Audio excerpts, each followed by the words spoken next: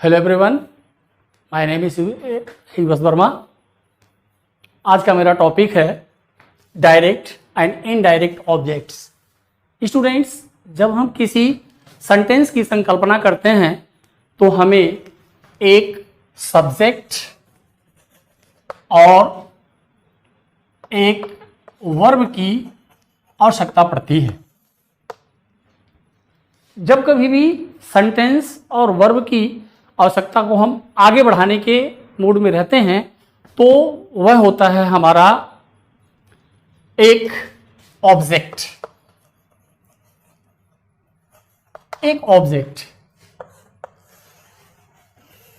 परंतु इन चीजों के अलावा भी एक जो मोस्ट इंपॉर्टेंट बात आती है कि कुछ सेंटेंस ऐसे होते हैं जो बिना ऑब्जेक्ट्स के अपना मीनिंग पूरा कर लेते हैं, अपना अर्थ पूरा कर लेते हैं। उसको हम कैसे रिप्रेजेंट करेंगे? उसको हम जैसे इस तरह से रिप्रेजेंट करेंगे, she is dancing, the dog is barking. Students, ऐसे वर्ब जो बिना किसी ऑब्जेक्ट के अपना अर्थ पूरा कर लेते हैं, उन्हें हम इंट्रांजिटिव वर्ब कहते हैं। उन्हें हम क्या कहते हैं? इंट्रांजिटिव वर्ब कहते हैं। स्टूडेंट्स, इंट्रांजिटिव वर्ब वे वर्ब होते हैं जो बिना ऑब्जेक्ट के भी इंट्रांजिटिव वर्ब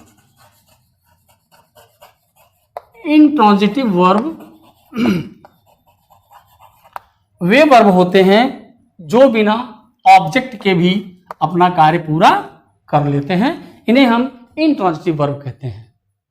अब बात आती है कि हम ट्रांजिटिव वर्ब के फेज में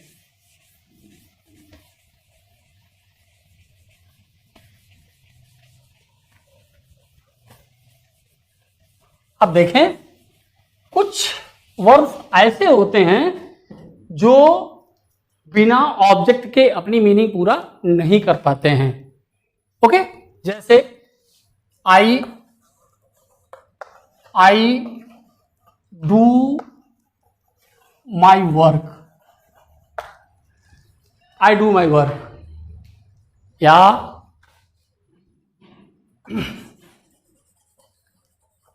Saurabh gave me a pen।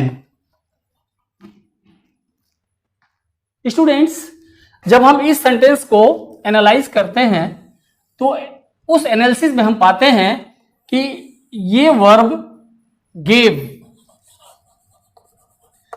Verb के दो ऑब्जेक्ट हैं, एक है मी और एक है अ पेन।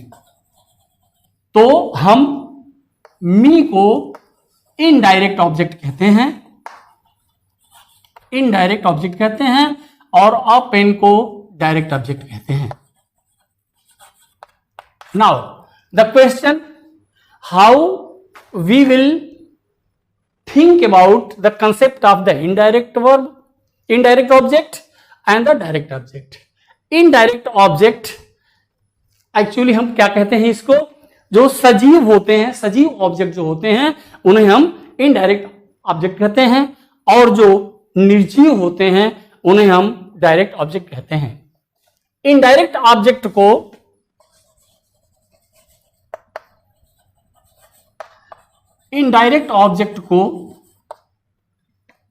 वस्तुतः हम रिसिपिएंट के नाम से जानते हैं। Recipient means receiver of the work. Okay, और डायरेक्ट ऑब्जेक्ट को उसके मेन ऑब्जेक्ट के रूप में हम समझते हैं या जानते हैं।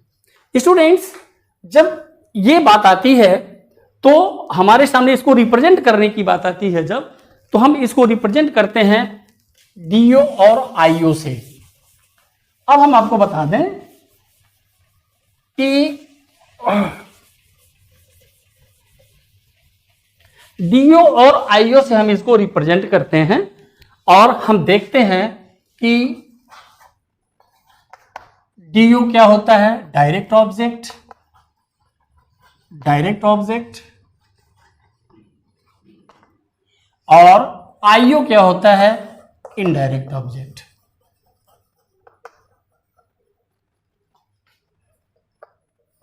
इनडायरेक्ट ऑब्जेक्ट को हम आईओ कहते हैं। स्टूडेंट्स, एक चीज ध्यान देने की बात है, जब कभी भी हमको डायरेक्ट और इनडायरेक्ट फाइंड आउट करने की बात आती है तो हम यदि सेंटेंस में whom लगा करके बात करेंगे, whom लगा करके क्वेश्चन करेंगे हम, तो हमको इनडायरेक्ट ऑब्जेक्ट मिलेगा,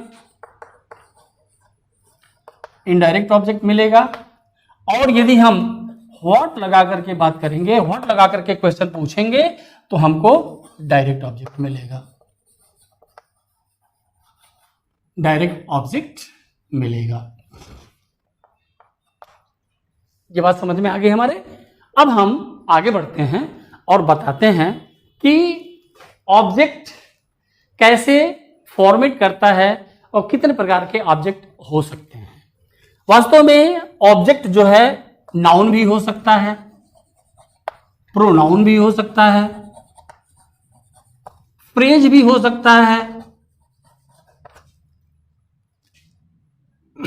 इन्फिनिटिव भी हो सकता है, होता है, इन्फिनिटिव भी होता है, जीरेंड भी होता है, एटसेट्रा। तो आज हम आपको बताएंगे कि डीओ और आईओ कैसे फॉर्म करता है और किस तरह से होता है। यदि आपके टीचर आपको कहते हैं कि आप ऐसा कोई सेंटेंस लिखो जिसमें डीओ आईओ पहले हो और डीओ बाद में हो,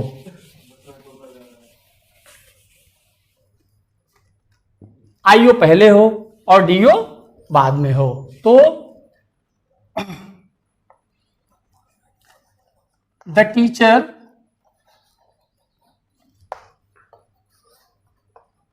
gave me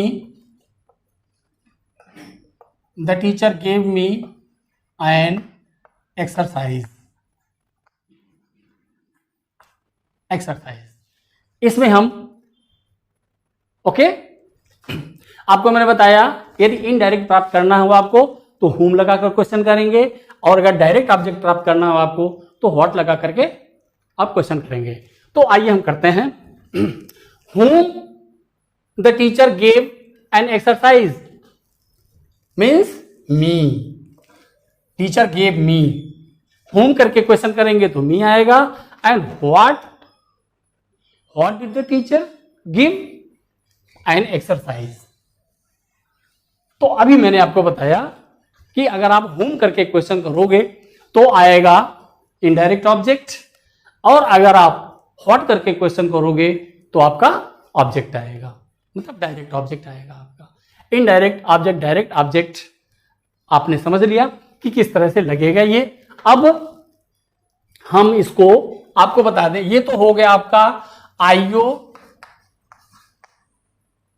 ये तो आपका आईओ का फॉर्मेशन हो गया।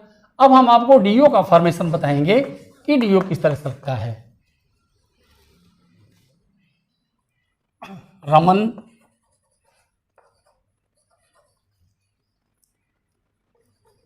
asked a question to me।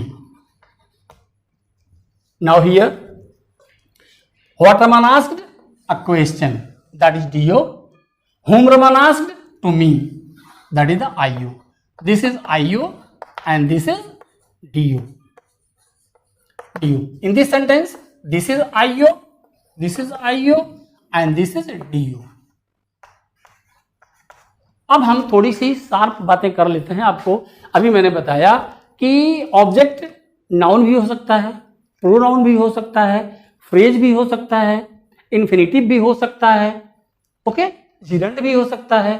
तो हम एक एक एग्जाम्पल शब्द का दे करके आपको बताते हैं कि किस तरह से ऐसे होता है, किस तरह से ये सेंटेंस में आते हैं।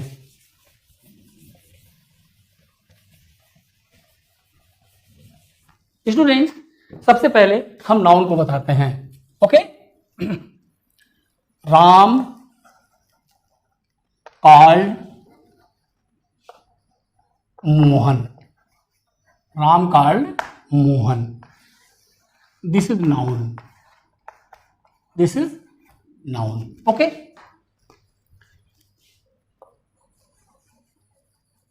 दे told him, okay, this is the pronoun group, this is, okay. Now are the teacher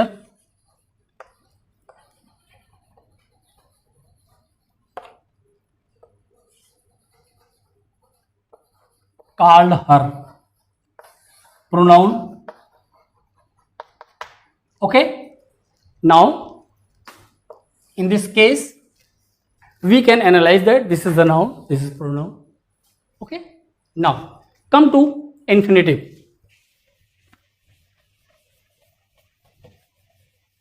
अब हम infinitive के बारे में बताएंगे।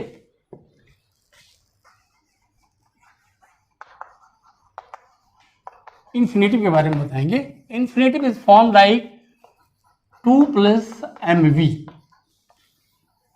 2 plus mv is equal to infinitive, infinitive, as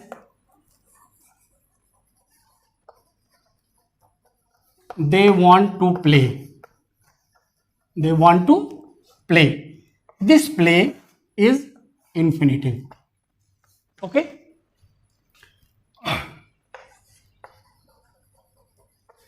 I want to jump, okay, this is also infinitive. Is it clear? This to full, not one, this is full, 2 plus main verb, 2 plus mv. अब हम आपको बताते हैं gerund कैसे होता है, gerund कैसे काम करता है इसमें। जैसे they like singing, they like singing,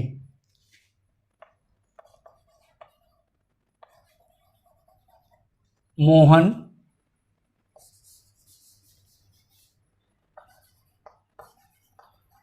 likes reading। ये जिरेंडियल ऑब्जेक्ट है, ये आपका MV है, ये आपका MV है, ये भी आपका MV है, और ये आपका जिरेंडियल ऑब्जेक्ट है, जिरेंडियल ऑब्जेक्ट है, ये भी आपका जिरेंडियल ऑब्जेक्ट है। स्टूडेंट्स, मैं आपको बताते चलूं कि ऑब्जेक्ट का एक बहुत ही अहम रोल होता है हमारे ग्रामर सेक्शन में, इसलिए आप ऑब्जेक्ट के चीज़ों को पढ़िए, ऑब्जेक्ट को समझिए। आपको ये मेरा वीडियो कैसा लगा, आप इसको लाइक बॉक्स में जाकर के कमेंट करेंगे और बेल आइकन दबाना मत भूलिएगा, और इस पर अपनी एक कमेंट जरूर लिखिएगा, इसको सब्सक्राइब जरूर करिएगा और हमको बताइएगा कि आपको ये वीडियो कैसा लगा। Thank you very much to be with us in my video.